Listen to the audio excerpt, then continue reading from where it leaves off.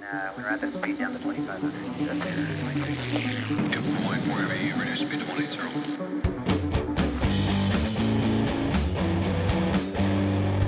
Blackbox.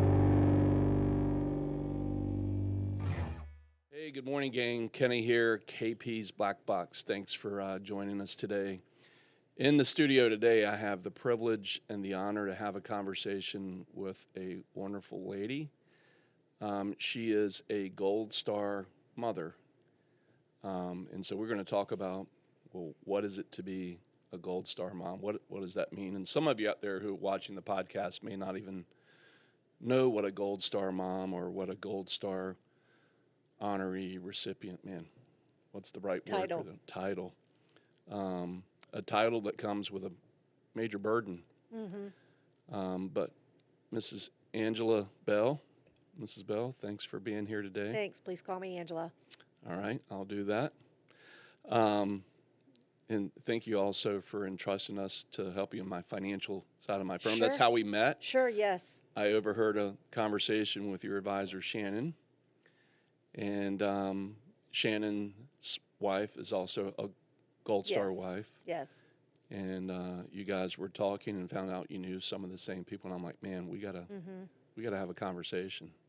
Yeah, her in-laws, George and Patty Lutz, started the Honor and Remember Foundation. That's right. Yeah. So to honor their son, Tony.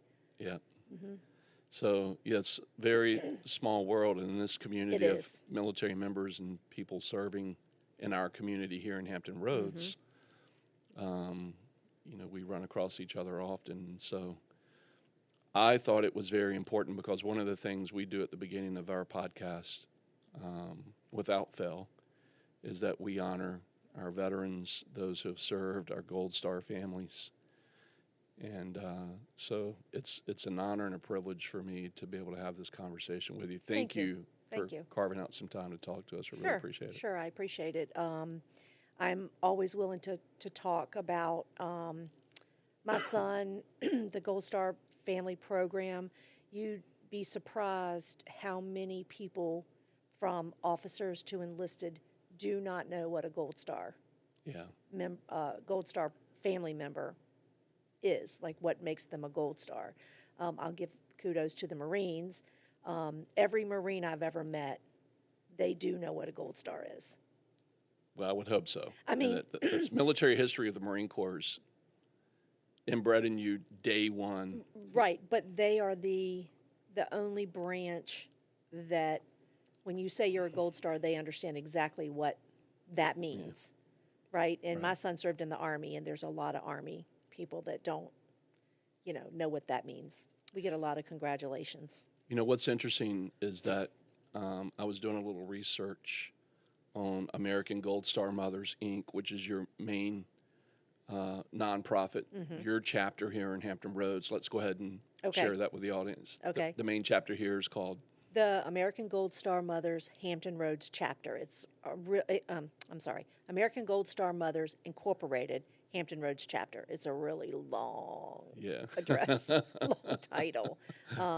But we have to be compliant because we are a 501(c) organization. Yeah. So we have to make sure that we put our whole title, right, and everything. And so, do you want me to explain our chapter? Well, we'll please, and we'll get into that very soon. Okay. But what I'd like to do first is make sure we start our podcast honoring those Gold Star families. Thank you.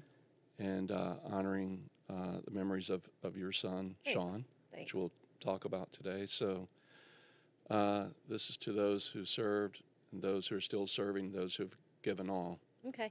We salute you. Thank you. Thank you.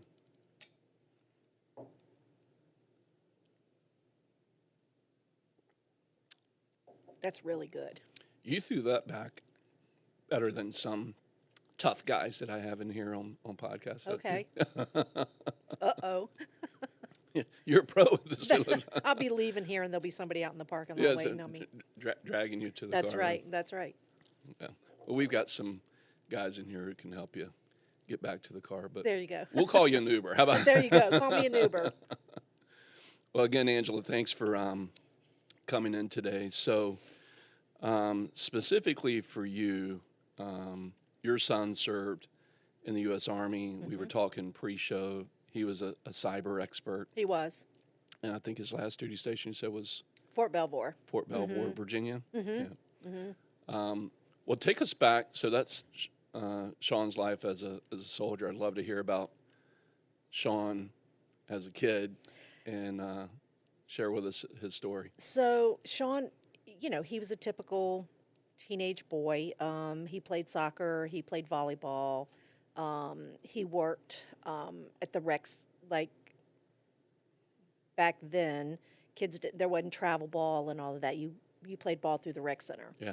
And he worked for the rec center for the city of Chesapeake. So he was out there on Saturday mornings grilling hot dogs and hamburgers and doing all that. He was an avid cowboy fan, much to the chagrin of his father and his grandfather. Yeah, Jake, don't cut this podcast off because Sean was a cowboy fan, okay? So let's play fair here. My son Jacob is an avid Redskins, Commanders yeah. fan. So is my husband and my father. And Sean was a cowboy. He was a cowboy fan. Sorry, I'm trying to fix this headset. So one year for Christmas, I think Sean was maybe, 9, 10 years old, something like that. And I found this cowboy trash can. And so I bought it. And Bud was like, my husband, Sean's dad, was like, you're not bringing that cowboy trash can in this house. And I'm like, I'm not doing that. Santa is doing that. And he's like, no, I'm going to kill Santa because he's not, he's not going to have that trash can. Well, and lo and behold, Santa brought the trash can. And until the day he died, that trash can went with him for every time he POS'd. He took that trash can with him, yes. And we still have it in a storage unit. That's awesome. So that was like he was a huge Cowboys fan. How, I don't know. But like all Cowboy fans, he was like, we're going to be in the Super Bowl. We're going to be in the Super Bowl. And, if they were doing really good, it was all like, rah, rah, rah. And if they weren't, he didn't say anything. He didn't say a whole lot. Probably from the time he was in the 6th grade, he wanted to be in the military. He just was not, he had no interest at all in going to college. Okay. Which, okay, that's fine. Not everybody is college material. And so his birthday was January 16th. So he was September of his senior year. So that would have been 2000 into 2001. Where did you go to high school? Hickory High School in Chesapeake. Okay. In Chesapeake. And so Bud signed for him to enlist, and he enlisted. And when he turned 18, he decided he was going to get a tattoo. So he called me up. He was in Richmond, and he called me up, and he said, Mom, I'm going to get a tattoo. What do you think? And I'm like, okay, well, number one, you've enlisted in the military, and you're 18. Like, why does it matter what I think? But I appreciated the phone call because that was like, he honoring respect. of his mother. Yeah. So he comes home, and the tattoo on his back was like 2 waves and a sunset and some kind of Chinese symbol in the middle of the sunset. That wasn't just a little arm thing. Is that what you were imagining? Is he's going to get a tattoo like on his arm? Right, but it was in the middle of his shoulder blades. Okay.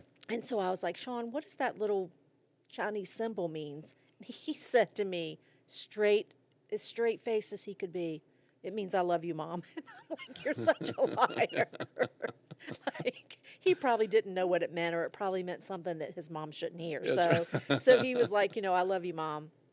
So he graduated in June of 2001. He left boot camp. He left for boot camp July 5th. So he was almost like they had 2 weeks left of boot camp maybe when 9/11 happened. Oh, wow. So they thought it was a drill because who's going to fly into the Twin Towers or whatever. And so he called me and he's like, we're okay. We're not going anywhere. We're not doing anything. And so we were still allowed to go down. He was at Fort Jackson in Columbia, South Carolina. Okay. And we were allowed to go down for his graduation. But I'm going to tell you, they checked everything except the oil in my car to allow me to get on the base. And so we went to his boot camp graduation, and of course he was very thin. he had no hair, and Right. and so when I took him back to the base, he looked so sad, like he just was mopey, mopey, mopey. And I was like, Sean, like, why were you so sad looking? And he was like, Mom, somebody hit the towers in New York. I don't know when I'm ever going to see you again. Which we were able to see him before he went to his first duty station. Yeah. And his first duty station was Korea.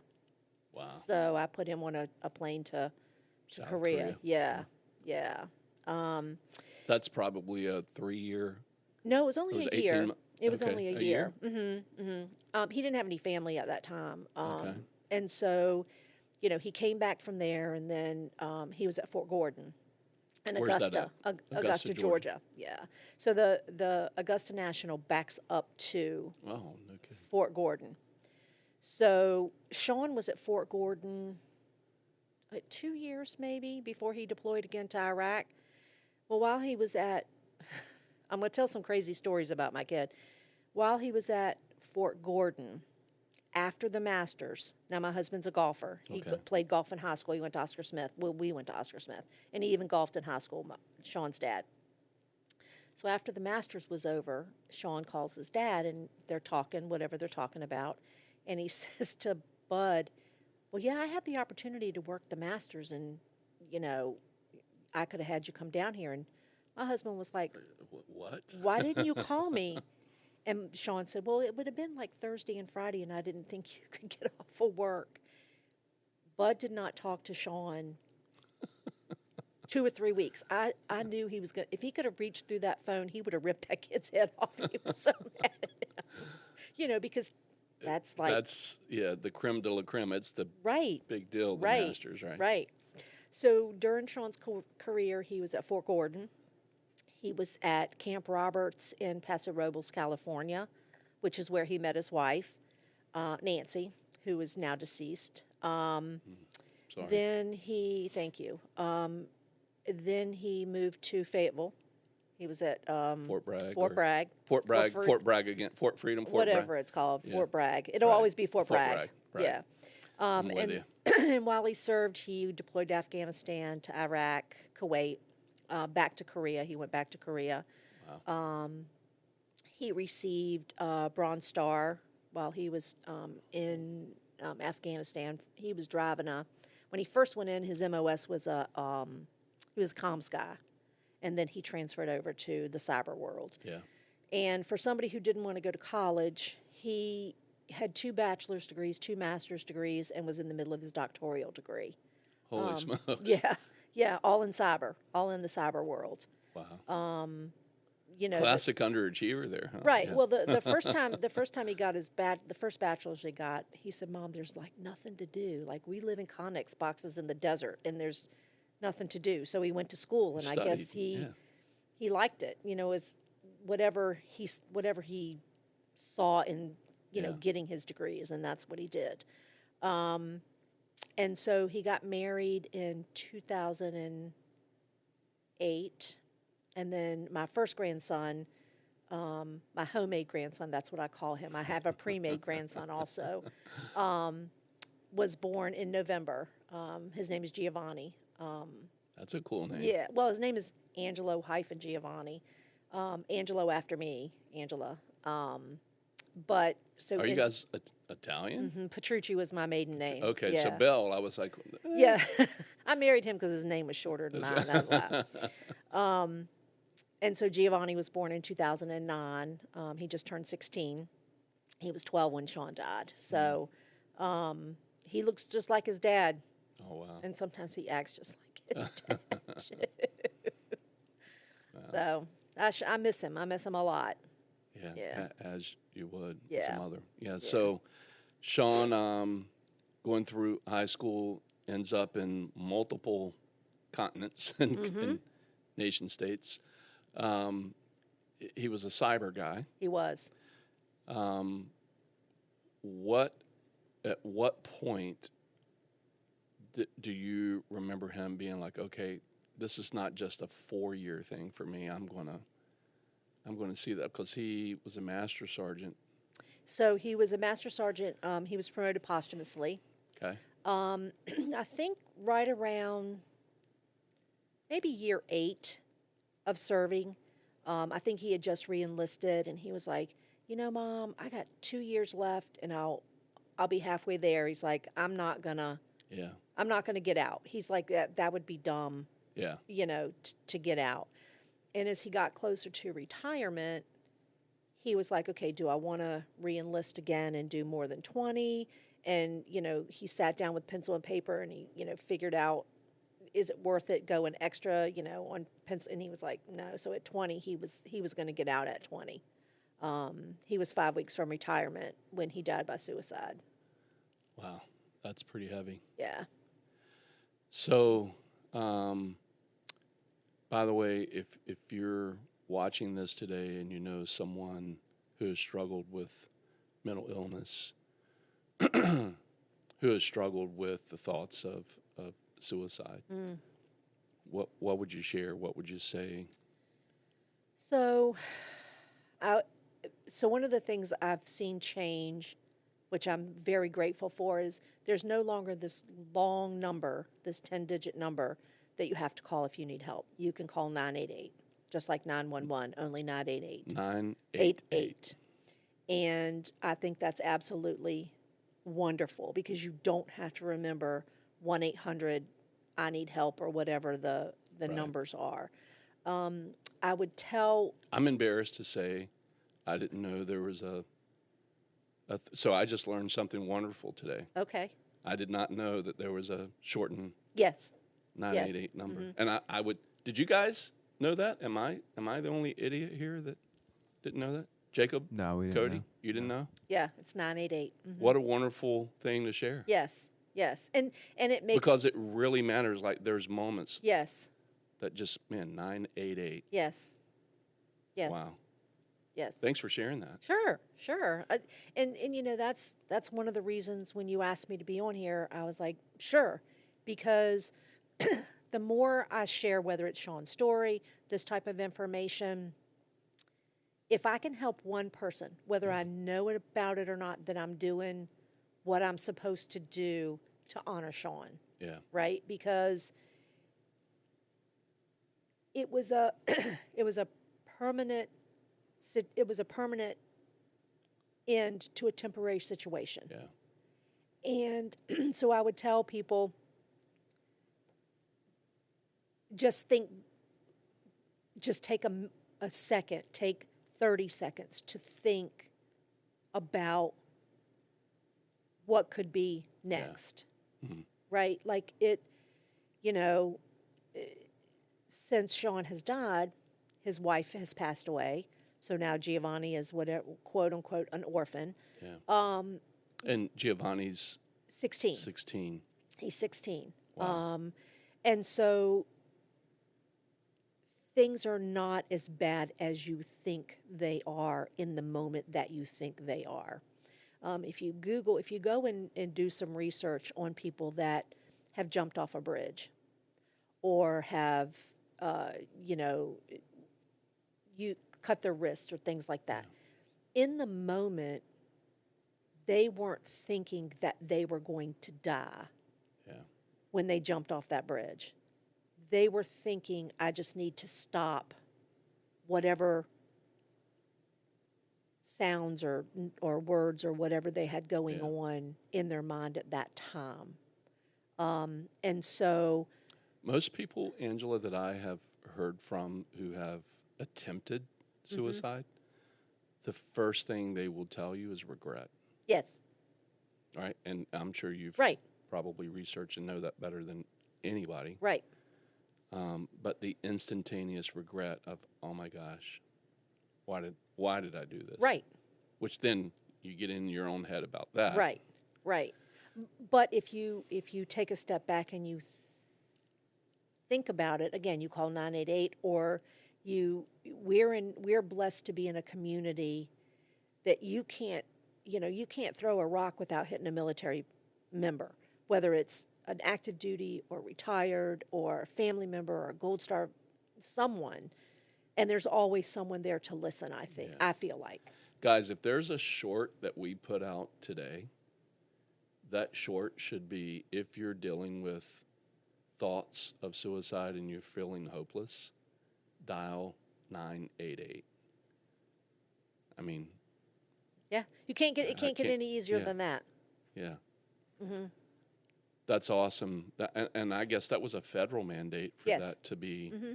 come into play like that. Mhm. So for all the things the government has screwed up, Right. good job, government. Right. You got one right. Right. We'll Right. give you kudos for Right. that. Right. Yeah. Right. Man, so can I go deep with you on this? Sure.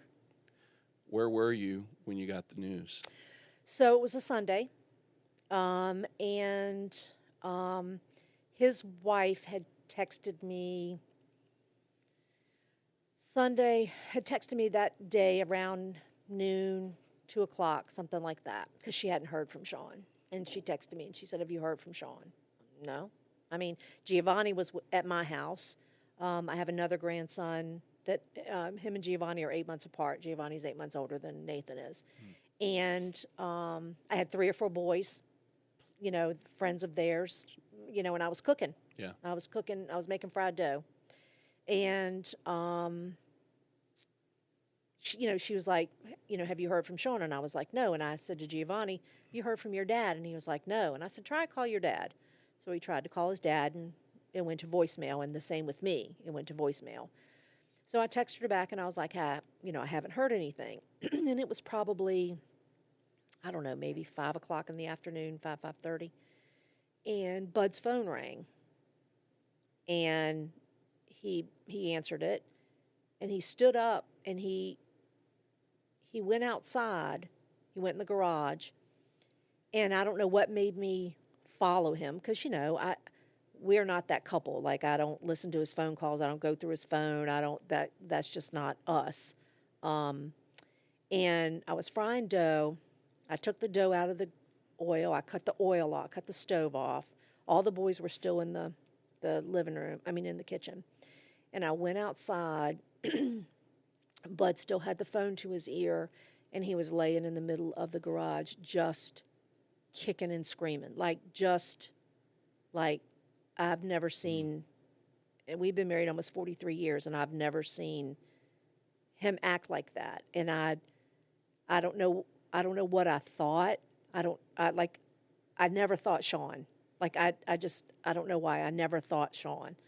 And he was able to tell me what happened. So I made a reference to homemade and pre-made. So when Sean married Nancy, she had Andrew. She had other children, but Andrew was 7 years old, maybe.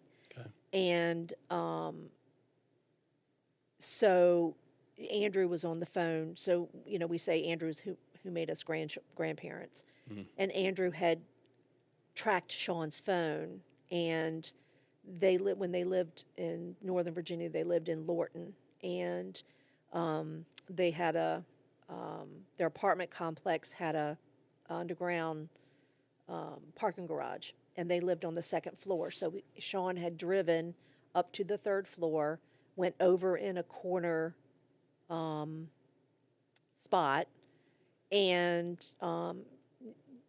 took his gun and ended his life. I'm so sorry. Thank you. I think it was, as best as the coroner could say, it was probably 1 or 2 o'clock in the morning.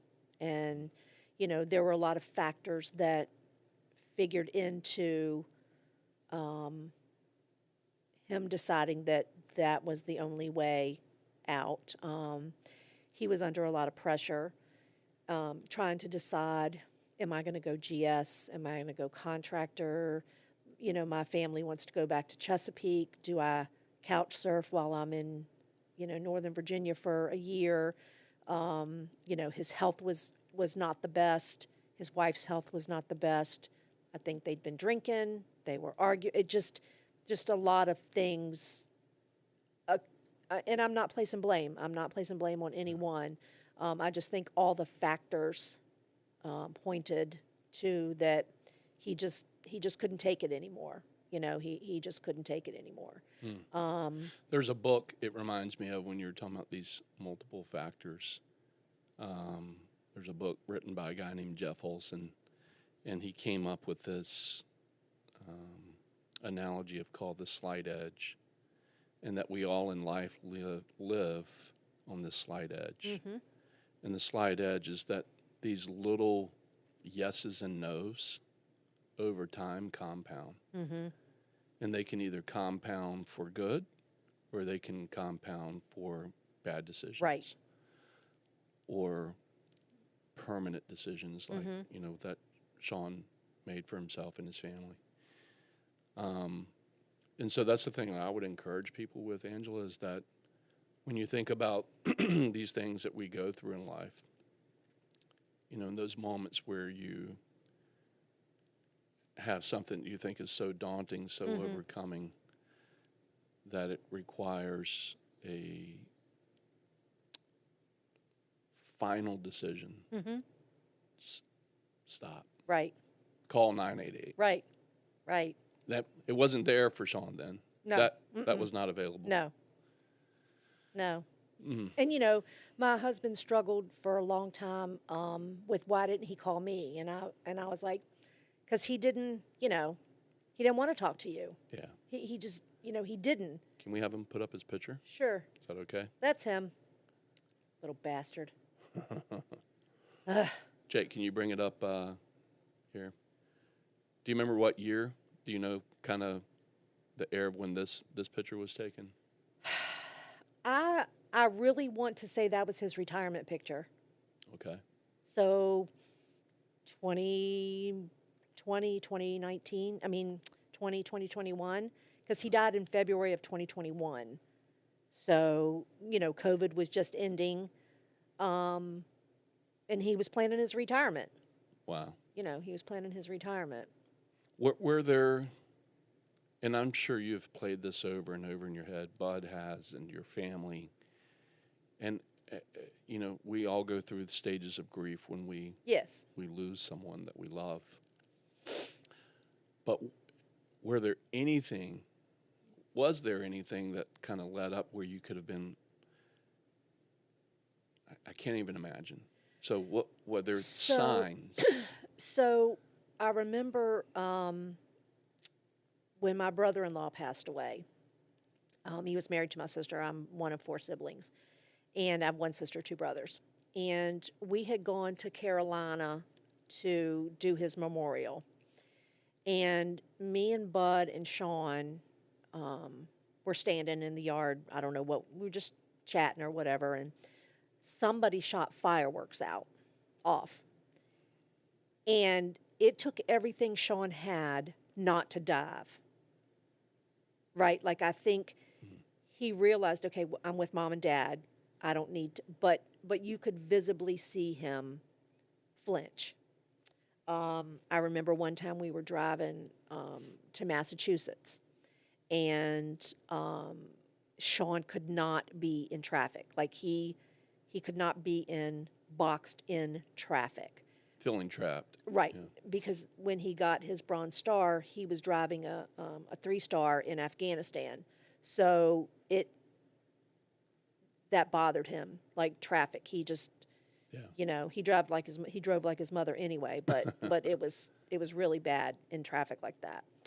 And there were a couple of times couple of things that I saw, and I would say to him, Sean, you need to go talk to somebody, dude, because you're having issues, whatever it was at the time. Yeah. And he always said to me, Mom, I will lose my job. I can't go talk to anybody. Yeah. I will lose my clearance and I will lose my job. Now, when you talk to the upper echelon, well, that's not true. La, la, la, la, la, la. I'm a contractor. I also have a high clearance. I'm a security officer with the company that I work for, an assistant security officer. And I can put all kinds of crap on my SF-86, and I'm not going to lose my job, right? Yeah.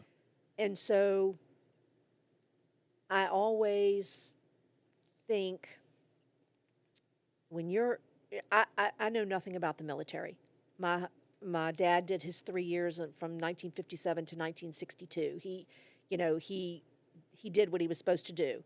My husband never served. My father-in-law never. No one else in my family served except for Sean. And every time he would tell me that, I always thought to myself, wouldn't it make more sense that if you had a soldier or a sailor or a Marine or an airman go get help versus being in a foxhole with someone and wondering if they were going to go off their nut, Yeah. right? Like, Especially with the investment that they make in us as Right. soldiers, sailors, and Marines. And right.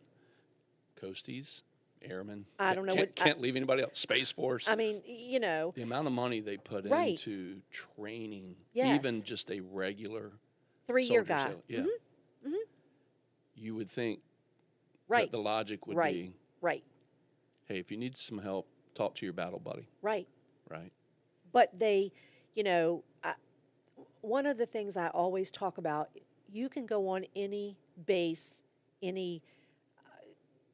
I guess they're all bases, right? They're not, I know in the Army they're camps and, whatever the hell they are, forts or whatever.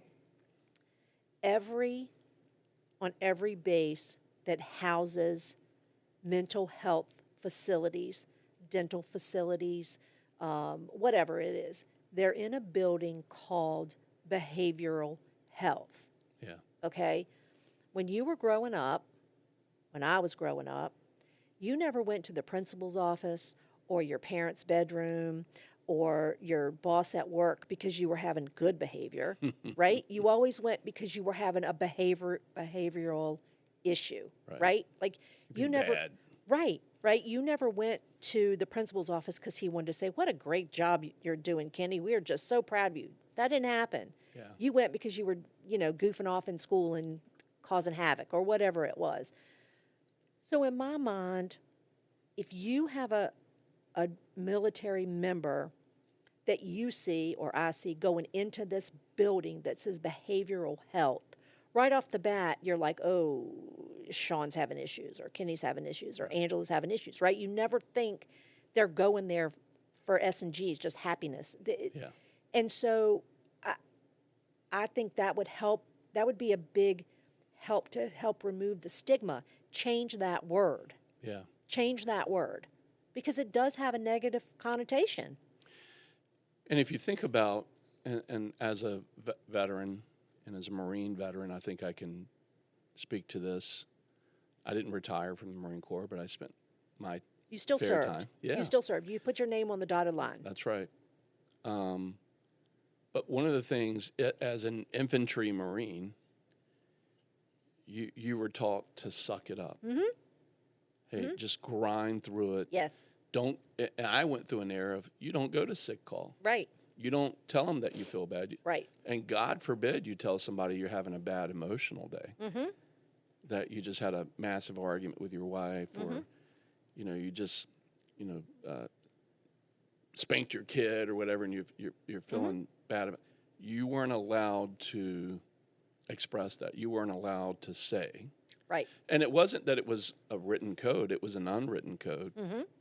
And I think that still exists today. I mean, think my so, young too. son Isaiah has voiced that and talked about that.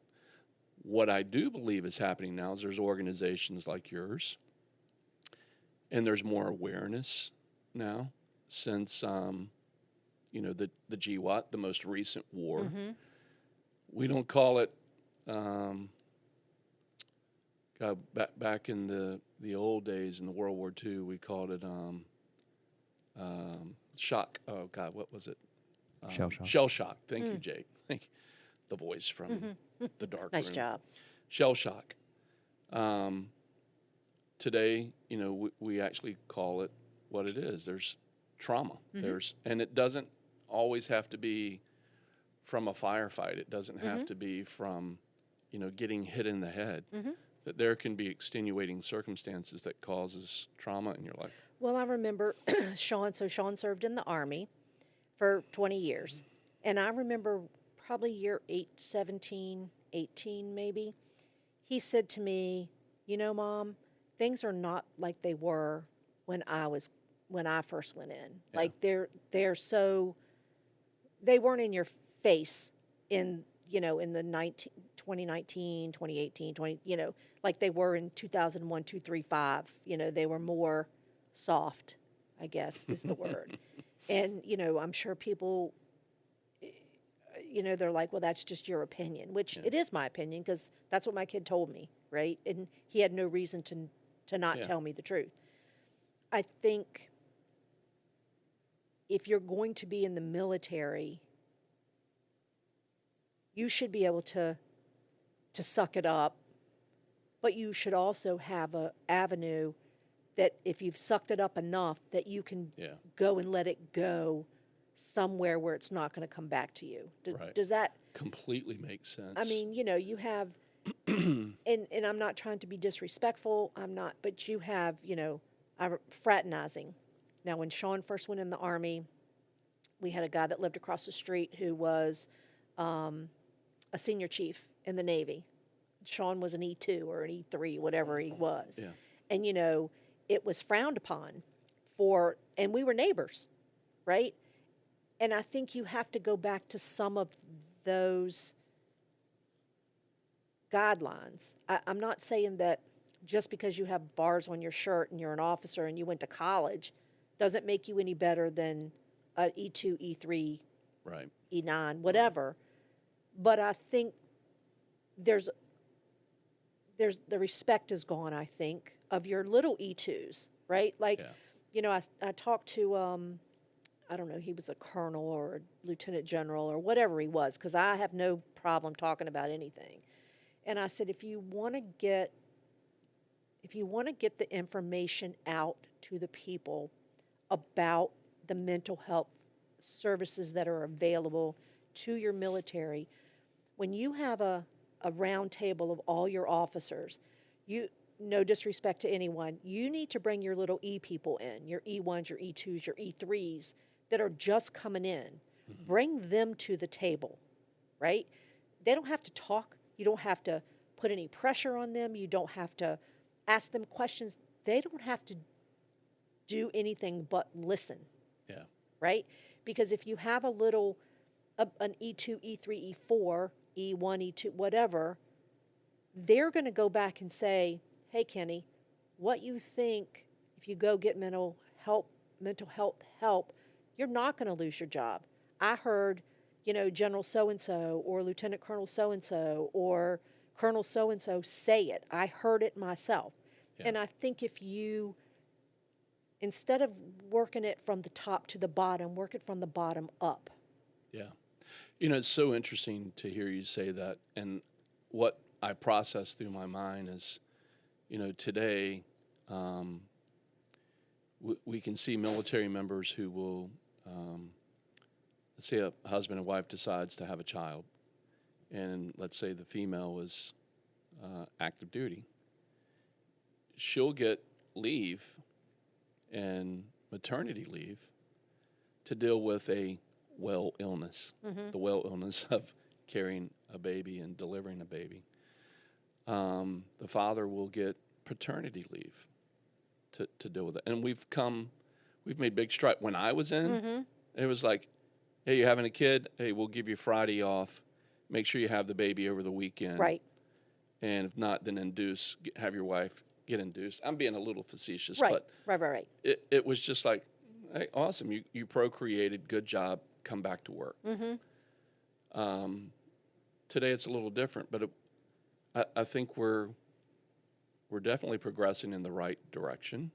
At least that's my outside, our hope, some uninformed right. opinion, or partially uninformed. But what I do see is that there's massive room for improvement, mm-hmm. and taking something like mental health and treating it as a illness almost like cancer. Mm-hmm. Right? That if we're going to give the attention to cancer, why wouldn't we give the attention to the mental illness that obviously in a very high stress environment like military service and what it brings even in peacetime, mm-hmm. and the competitive nature of military service, mm-hmm. And what that brings with it. We definitely need to bring more awareness, and hopefully just our little podcast and this right. conversation with you today, that Gold Star members come in all different forms and mm-hmm. fashions. Mm-hmm. And Sean's Gold Star, moment is an important one because that one could have been Yes. prevented. I'd give it back in a heartbeat. Yeah. Well, amen. Mm-hmm. All right. It's probably the worst news to get, right? That Mm-hmm. you know you now have this cross to bear Mm-hmm. of being a Gold Star mom, parent, family member. I was, in preparation today, I do like to look back and just do a little research. And what I found is that suicide in the military still represents almost 20% of all suicides. Mm-hmm. But when you think about the segment of the population who serves, less than 6% Right. serve, Right. but it represents 1/5 of all suicides statistically And that's the ones that you know about. that you know about. Yeah. That doesn't include the single car, car accidents, the overdoses, the, you know, parachute accidents, motors. There's array of them that, unlike Sean, where Sean used, his military issued weapon, there are a lot of them that are out there that you don't know. Interesting. Never thought about it in that aspect, but or like police assisted suicide Right. and those Right. Mm-hmm. incidences. Wow. In your chapter here in Hampton Roads, and being a Gold Star mother, are there any other Gold Star moms whose family member was Yes. because of suicide? Yes. Do you have a number? Do you know in your chapter how many? There's 4 of us 4. Wow. that I know. 4 out of 23. There's the stats right there. Wow. And suicide still holds, whether it's military related or non-military, still holds a huge stigma. Yeah. Like my generation, you didn't talk about that. You didn't say the word. It was you tried to bury the Correct. And that's why I'm so passionate about telling Sean's story. Yeah. Because even though he died the way that he died, he still served our country honorably for 20 years. Hell yeah, he did. 20 years. Yeah. And, again, I'm not blaming anyone. That was Sean's decision. That was Sean's choice, right? I just wish it had been a different choice. Yeah. I did his eulogy, and when I did his eulogy, I said, the one thing I can honest and truly say, sitting here with 100% whatever, his dad and I have no regrets. Like, people are like, well, I wish I'd have hugged him more, or blah, blah, blah, blah, blah. And I wish those things too, but the one thing I can honestly say to you, look you in the eye and say, is I knew that boy loved me and his dad. Yeah. Like, I have no qualms about saying that. And he knew that his dad and I loved him. Not every parent can say that, because not every parent has a good relationship with their kid. Right. And I can say that. And would I have changed things? Sure, I would change things. But do I have any regrets how I raised him, or how, he received punishment, or how I treated him? No. I have no regrets whatsoever, because I was the mom who baked and made all that crap and sent it overseas, and his people in his platoon or whatever they're called. I don't think they're called a platoon in the Army, but they're sending me thank you notes, and they're like, thank you so much, and because I couldn't fathom a parent letting their kid go in the military and not have anything from home. I know it happens. Yeah. I know I'm not naive, but when it came to that kid of mine, I don't have any regrets with him.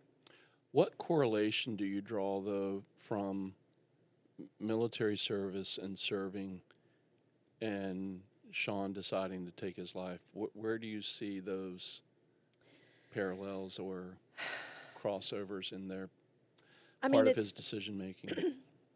I mean, it's hard to say because the night that it happened, he had a lot of pressure on him. He, as I told you once before, he was the only enlisted in a billet of officers, and people are like, "Ooh, I don't want to be an enlisted Being guy around a with bunch of officers. right." But his lieutenant colonel told his dad and I that Sean was handpicked for that position, and so he had the stress of getting that new billet up and running, of getting close to retirement. And I guess when you retire, you have a checklist of things that have to be done before you retire.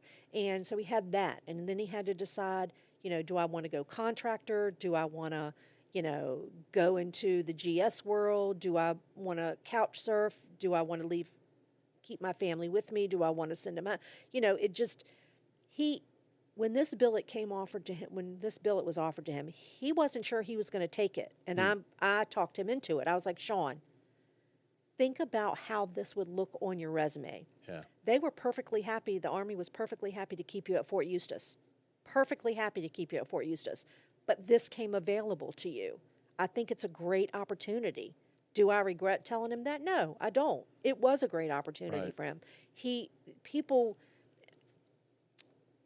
Kenny, when somebody passes away, whether they're in the military or not, they could be the biggest POS this side of the Mississippi. They're never going to say anything bad about you, right? Yeah. So no one's going to say anything bad when your kid dies. But the things that his immediate supervisor said about him, they knew him. Yeah. You don't make it a master sergeant being a POS. Right. Right. He was a good kid. He liked what he did. He knew the it just was a bad time. It just was a bad time. Well, you said about 30 minutes ago, he made a temporary issue a permanent solution. Yes. And I think both of us would implore and beg anybody listening to this who's contemplating, considering that suicide is an option, stop. Right. Dial 988. Yes. Or better yet, you do have people around you who love you, who care for you. Yes. They're out there. Yes. Even if you don't know them, there are people who care enough to say, hey, right now, don't submit to that decision. Right. So that's part of your mission today as a Gold Star mom, is to let other people know there's hope. What are you guys specifically doing in your chapter? And you got 4 moms in your chapter. If we can bring that back up. Oh, that's an old picture. So part of our mission. Can I ask you? So Sure. All of these ladies in this picture are Gold Star moms or grandmothers. They're all moms. Moms. So one directly. I see some silver foxes there. Yes. Yes. So the lady on the far end, I guess it would be the right. Yeah. Here, she was an Army veteran herself. Her husband is a Navy veteran. She has a daughter that's currently a pilot in the Air Force. Wow. She had a son that served in the Coast Guard, and her son that died was a Marine. He was killed in action. Wow. The lady in front of her with the glasses, her son was killed on the bombing of the USS Cole. Oh, wow. He was 19 years old. He had served in the Navy for 8 months. First duty station. First. Wow. Yes. The lady with the picture on her, this first lady with where you see the picture, he was also a Marine. The jarhead, yeah. Yes, he was a Marine. He was killed in action. The lady beside her, he was killed in action. Some of these, again, this is an older picture, so I'm not real sure.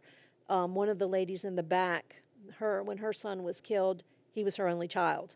Oh, my gosh. So, we all have the same story.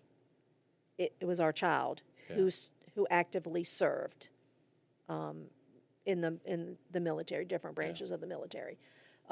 We all have a story. Yeah. And our mission is to use our voices to support active duty veterans, Gold Stars in our community. And we teach them about Gold Stars, why we're Gold Stars, and we try to help where we can. That's how we honor our children, is we tell their stories. We, if there's a veteran group that needs, and it doesn't necessarily have to be a financial help. We've served veterans at a VFW. Next week, I'm serving veterans and the Ladies Auxiliary at an American Legion. We've worked with the Travis Minion Foundation. We've worked with Carry the Load. We've worked with the USO. There's a big Honor and Remember banquet every year in December. One thing I personally do is I host Thanksgiving every year. So Sean we always had active duty at our table. One year, they went out to Oceana, my brother and Sean went to Oceana, and I was supposed to pick up two Marines. And my house is just 1,800 square feet. It's not I don't live in a mansion. And they went out there to pick up these two Marines, and my brother calls me on the phone, and he said, "Hey, can you take 3 more?" And I was like, okay. They were the last 3 that didn't have any place to go. Wow. So we made it happen. And when I say I've had 45 people in my living room at a sit-down Thanksgiving dinner, not a buffet, sit-down, family style. So year before last, I just couldn't get any more people in my house. I just couldn't do it. So this year in Chesapeake at the FOP Lodge, the Fraternal Order of Police Lodge, we had 75 people for Thanksgiving. Wow. Yeah, and it was awesome. And these are young men and women who couldn't make it back home. So we had Gold Star family members there. Okay. We had some active duty. We had some veterans. We had, the sheriff came. We had people that didn't have any place to go. Not necessarily veterans or active. They just didn't have any place to go. And so Thanksgiving was our favorite holiday. Yeah. And that's another way that I honor Sean, is to continue to have military at my Thanksgiving table. And I will tell you, the outpouring of support that I received, I can't wait. I'm not trying to wish my life away, but I can't wait for this year, because I could have got another 20 at the table. I just couldn't find them. Yeah. I just couldn't find them. And it's kind of weird to go on Facebook and say, "Hey, come have Thanksgiving," and you show up and you're like, "What the hell?" I'd love to help with that. We've done that with my son, and he's a Coastie, and he was stationed a few years ago. He's in San Antonio, Texas now, but here locally, when he was here in town, we had his, I think it was Sector 9, I can't remember which unit, but we had a group of Coasties coming in. Man, it was a blast. And it was great to be able to see the smile on these guys' faces, and just to feel at home, Right. just for a little while, Right. and to feel that connection. They loved it. And then being a Marine, I was stationed at home. I was at Marine Corps Security Force Battalion, Fast Company. Shout out to Fast Company. And we were fortunate enough to be home, and so Kat and I, her mom, we would have young Marines who would come and stay at our house all the time, just because they needed a reprieve. They needed a moment of just like decompressing and not staring at another bald-headed dude in a 4-room barrack. Right. And these young people would call their parents, and because it was Thanksgiving, and I do it on Thanksgiving, not the day before or the day after. I do it on Thanksgiving. And the moms are on the phone crying, "Thank you so much for having my daughter or son, it means so much." And and I would want that for Sean. He was always able to come home, except when he was downrange, but it was that's my way of giving back. Yeah. One of my ways of giving back. So if you're here in Hampton Roads, that's a great point to say, look, if you want to be able to help like that, maybe people could reach out to you and Sure. and take some of that load off you. Sure. And your house is that take a military member in on Thanksgiving and give them a nice hot meal and just some family, some community. Yes. that's outside of the norm of that pickle Yes. suit they're wearing. Yep. Yeah, how great is that? That's awesome. Yep. So I want to come back and ask you might be a tough question. Giovanni's 16. Mm-hmm. Giovanni comes to you 17, 18 years old. And what does he call you? Nani. Nani? He goes, Nani, I want to enlist in the Army. I want to be a Marine. I want to be a Coastie Space Force. What are you saying to him? Okay. I mean, I would never discourage. I would never discourage. I think not everyone's going to agree with me when I say this, but I think everyone should serve, period. Yeah. Maybe not every female, but I think every able-bodied male should serve at least 3 years. Just my opinion. Yeah. Because I think, especially if you have no purpose, right? Like Giovanni's 16, he has no clue what he wants to do. Yeah. My other grandson, who'll be 16 in July, he has no clue. I think there's something to that. I would be one of those people who would agree with you. Mm-hmm. Now, I say that with the caveat being it doesn't have to be the military. I'm not Mormon, and so this is not an endorsement for the Mormon Church. But what I'm about to say is that they have a program in their church that I actually think is pretty amazing. And you might be a little spooked out by the guy that comes up to your house in a white shirt and a black tie and a name badge. Right. But they send their young people out on a mission, and they have to serve, I think it's a 1-year mission as part of their learning to give back to the community. Mm-hmm. And I think in our country, Israel is really good about having everyone in their country serve, and there's a 2-year reserve program that they do. But I think it could be the military, it could be the Peace Corps, it could be, learn, maybe that's part of your last 2 years of even your high school education. Learn to serve your community, learn to serve others, and to put yourself in a position of seeing how other people outside of your echo chamber of what it's like to give back to your community. So it could be your local church, it could be your community center.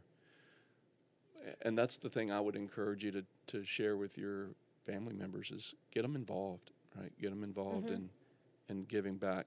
It's not a cure for mental illness. No. It's not a cure, but No. it teaches them the principles of putting others before themselves. Yes.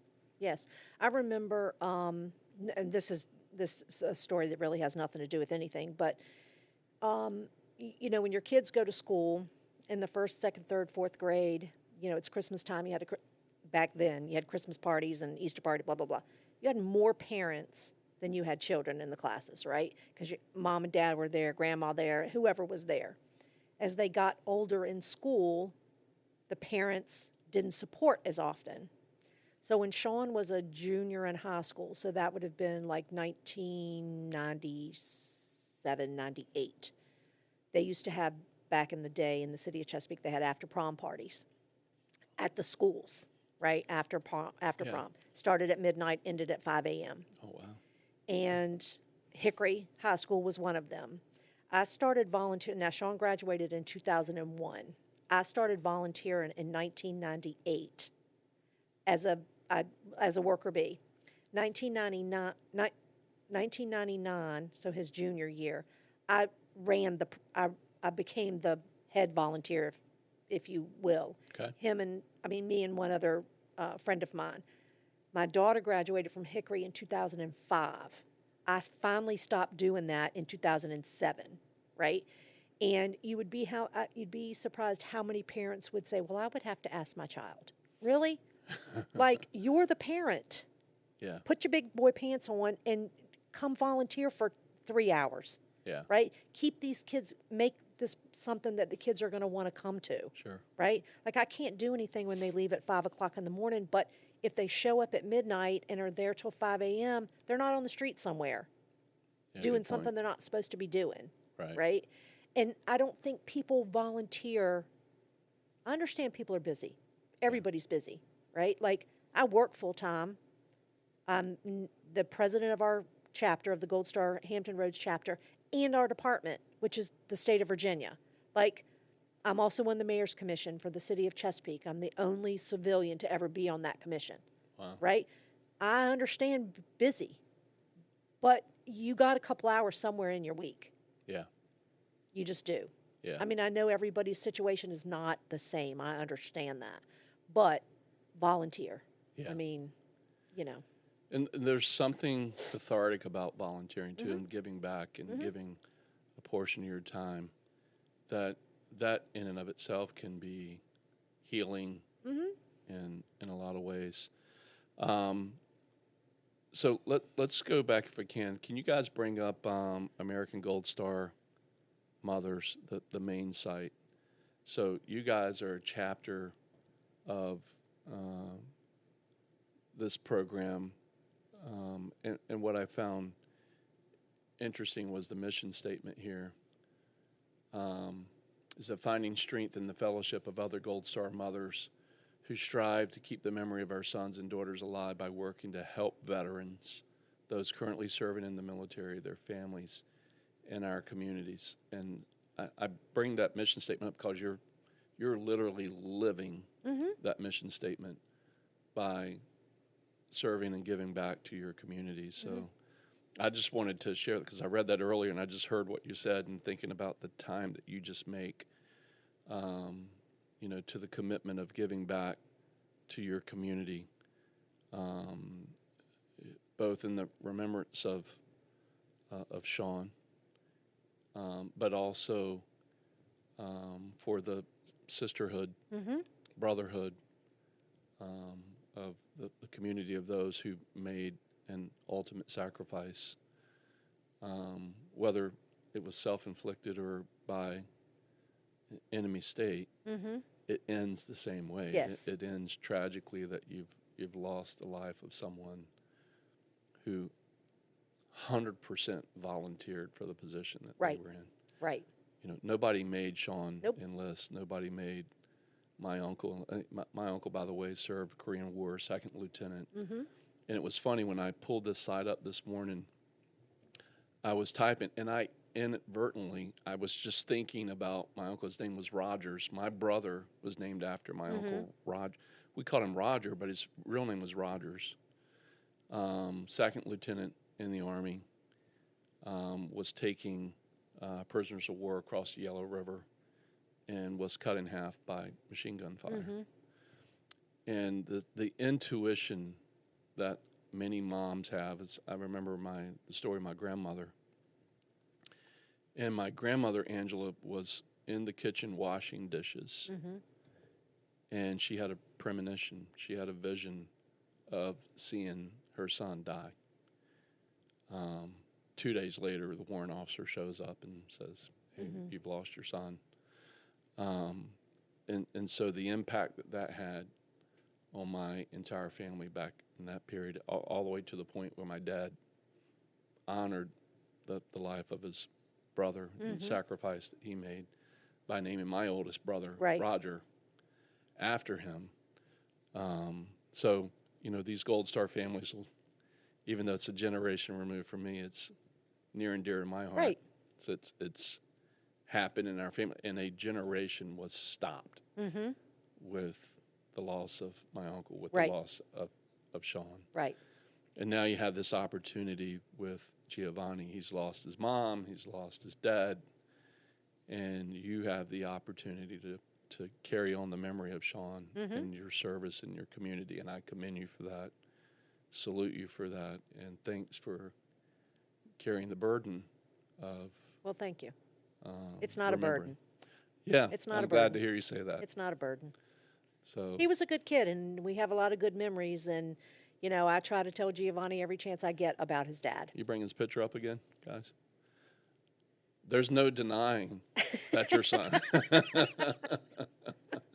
Everybody says that. Everybody That's says fine. that. I could put that blue uniform on you and give you a haircut. And Yeah. He was a mama's boy. He was. I always tell my husband, I'm like, I don't know where he came from. It's- I always told him and his sister that I wasn't their real mom. And when I found their real mom, she was going to owe me a lot of money. And people funny. look at the two of us and they're like, yeah, okay. Yeah. Now you have a daughter too. I do. She's 37. Does she live here in the She area does. as well? She went to Hickory also. Oh wow. Yeah. What's it been like for siblings? How has she coped over the years with the loss of her brother? She's mad. Yeah. She's mad. Still mad. Still mad. Yeah. She's still mad. I'm not mad, I don't think. We're going to punch him in the face. I am though. going to punch him in the face. Yeah. But I'm more sad. Yeah. I'm really sad because you see pictures and now he's not in the pictures. And, because he lived in Northern Virginia, he was my morning commute guy. Like we talked on the phone almost every morning because he was usually stuck in traffic and I'm, Right. driving to work. And so that's what I miss. I miss him calling his dad and saying, hey, Dad, can you help me do this, that, or the other? Or, Yeah. Bud calling him and saying, hey, can you help me move, blah, blah, blah. That's what I miss. I miss my son. That's what I miss. Wow. That's what I miss. Well, thank you for coming in and sharing your story. We every podcast we salute our Gold Star families, and you're the first interview that I've had with a Gold Star. Well, I take that back, with Shannon as well, with Tiffany, his wife, her first husband, who the family, the Lutz family. Mm-hmm. But outside of Shorty, you're the first opportunity I've had to interview. Well, I appreciate it. I So appreciate the opportunity to talk about Sean. If you can share a little bit about your chapter, if people would like to be involved, if they would like to know more about the American Gold Star Mothers in the Chesapeake chapter. Okay, so are you going to post our email address? It's a very long email address. We Yep. can add all of that. Yeah, Okay. Or if I don't have my readers on, but Hampton Roads chapter at AmericanGoldStarMothers.org. Yes. So if you'd like more information, you could email you. Yes, or you can email me. I have a shorter email address. It's ang_bell@live.com. Okay. I do check my junk mail every day. So, if anyone reaches out to me, I will reach back out to you. If you have an organization that maybe, we can help with, we don't like to do a lot of donating. We will, but we like to do more service projects because that's what volunteering is about. It's Yeah, not it's about just your writing wallet. a check. Yeah, Right, putting right. money. Yeah. So we're always looking, if That's we good. can come speak. It might not always be me. It might be one of our other chapter members. If we can come in and speak at your organization, tell you about us, if there's anything that we can do to help you. I met a veteran on Wednesday that the Gary Sinise Foundation is building a home for them in Chesapeake. I gave them my card and I said, if there's anything our chapter can do to help you, it might be paint a bedroom, or it might be plant some flowers, or it might be bring you dinner, or it could be anything that we can do to support our military community. That's what we do. And it feels like to me, Angela, that you want to do this, and these moms want to do this because it allows them to continue the memory Correct. and in the positive light of Correct. what it should be. Correct. That they get to pour back into other people. So when you don't allow that to happen, you're almost stealing a blessing from that person, right? Right. And we're all of us are willing to always talk about our children. Yeah. Always. Yeah, Always. Because they're our children, right. right? I mean, we raised them and we know that, they played in the mud or, ate the mud pies or whatever it was that they did, but they're still ours, Yeah. right? And we're always willing to honor them and speak about them. Speaking of Shorty, do you know Shannon? We call him Shorty. Right? You brought up mud pies. There's this thing going on with him right now, and oatmeal pies. Have you heard him talk about it? So he is a fan of Little Debbie Oatmeal cream pies. Mm-hmm. So he has an anonymous fan out there who sends him oatmeal pies like almost on a weekly basis. Wow. I think What did he say, Jake? Maybe the other day he was saying at lunch that he got like 43 oatmeal pies. So Wow. let's inundate Shorty's mailbox with oatmeal pies. Okay. Have everybody show him some oatmeal pie love. Okay.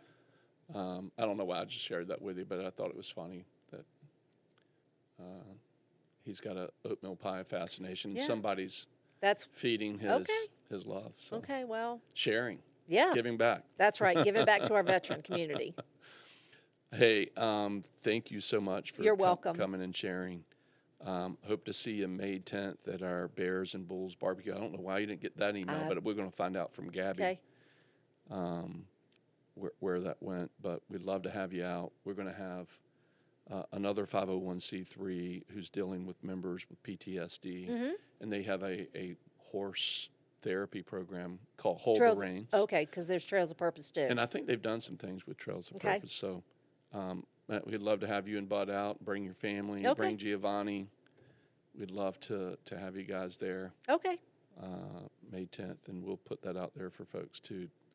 That if you're in town and any way connected to KP and Co. and our firm, we'd love to see you there. Okay. So thanks again. Thank you so I much. appreciate you sharing your story. Salute to Master Sergeant Sean Bell. Thank you so much. I appreciate it. You're welcome. Thank you. Have a great day. You too. God bless you. Thanks.